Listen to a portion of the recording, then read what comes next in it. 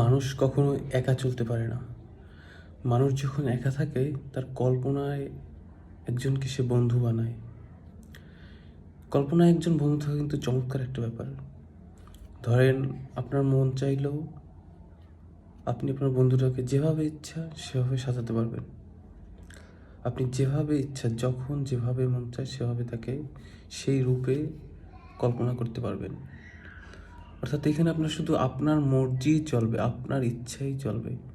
এই যেমন ধরেন যে কোনো লেখক তার কবিতায় বা তার গল্পে একটা চরিত্রকে সে তার মনের মতো সাজায়।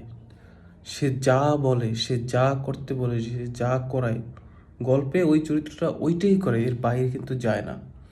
ঠিক তেমনি আপনার কল্পনায় যদি কেউ কোনো বন্ধু বানান, কল্পনার বন্ধু, তাকে আপনি যেভাবে ইচ্ছা, যে যখন যেভাবে ইচ্ছা আপনি ওই রূপে তাকে কল্পনা করতে পারবেন, ওই চরিত্রে তাকে বন্ধু বানাতে পারবেন।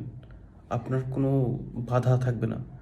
আপনার বাস্তবে যদি বন্ধু থাকে তার হয়তো একটা নিজস্ব মনোভাব থাকতে পারে, নিজস্ব সিদ্ধান্ত থাকতে পারে, কিন্তু যখন আপনি এইটাকে কল্পনায় নিয়ে যাবেন, কল্পনার বন্ধু বানাবেন, আপনি একা কিন্তু আপনার কল্পনায় একজন বন্ধু আছে, তাকে কিন্তু আপনি নিজের ইচ্ছা মতো রূপদান করতে পারবেন। আপনি নিজের ইচ্ছায় নিজের